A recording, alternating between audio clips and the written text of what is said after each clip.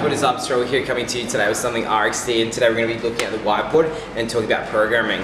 Now we would just want to lay down some foundations on programming. We've recently written an article where we kind of went into depth into this, but we're going to just maybe do an even deeper, I guess, live sort of video so we can address and talk about programming, just a basic foundation that you want to have. So one of the main things that we have is we have movement patterns.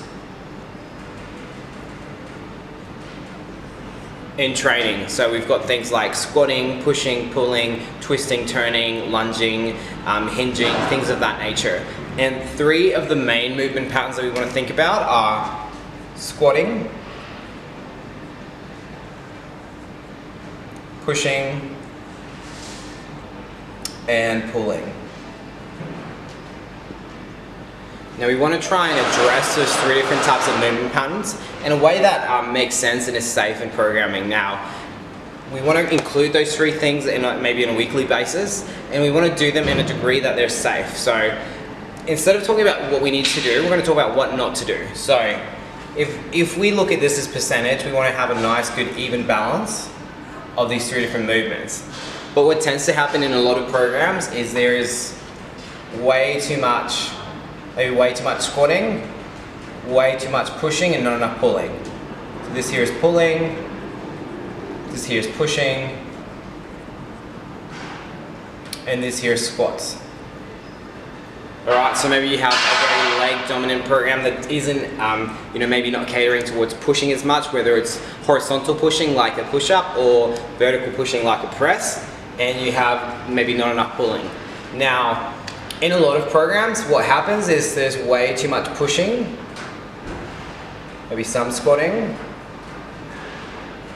and not enough pulling, again. So we can over push too much, and one of the reasons why we get into problems in CrossFit or in any sort of shoulder dominant sort of sport is by having too much pushing and not enough pulling, we're constantly aggravating that shoulder in that position there. And if we're not making all those back muscles nice and strong to support the shoulder and support the shoulder girdle, we encounter some issues of overuse.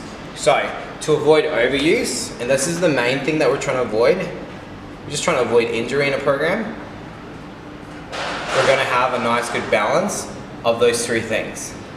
We want to have a good balance of squatting, pushing, and pulling.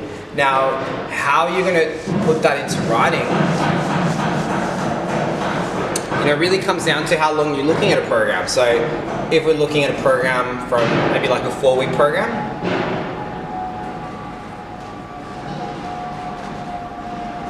right? You could maybe bias it and just balance it out. You could do something really simple, and let's say that all your sessions had some squatting, let's say pull up for pulling, and for pushing, let's say a shoulder to overhead, right? So how will we want to look at? We could do a couple of things here. Now, session by session, we could add everything in, and we could look at things like horizontal pushing, which would be things like a push-up, versus vertical pushing. Now, we want to find a balance between the two of those. So we don't want to have too much vertical pushing, like too many presses, and we don't want to have handstand push-up, things like that, and we want to have too much vertical pushing, which is bench press and push-ups and things of that nature. We want to have a nice good balance between the two.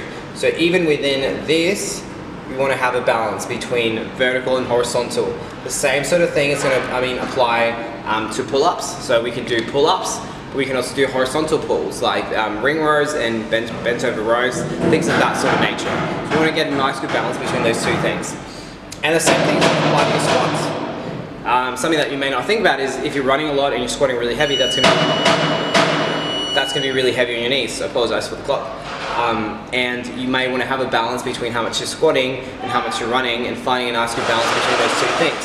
So those are going to be things that you want to think about. In the program, maybe if your ultimate goal is just a very general program where you're just looking to kind of balance all those things out, another thing to take into consideration is maybe you want to alternate.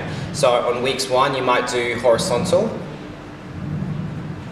or vertical, and then the next week you do vertical.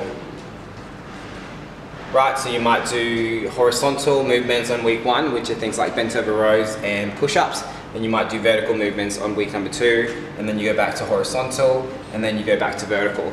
And this kind of starts giving you a better, more I guess, in-depth understanding into what goes into running a good program. Now, this is just the basics of it, but we've just realized there's an understanding that a lot of coaches maybe don't have in their foundation, and it's something to definitely think about. This is pretty basic sort of strength and conditioning principles and theories being applied, and it just comes down to balance, having a nice, good, healthy balance that allows an athlete or yourself to stay injury-free so you can have more success in your training.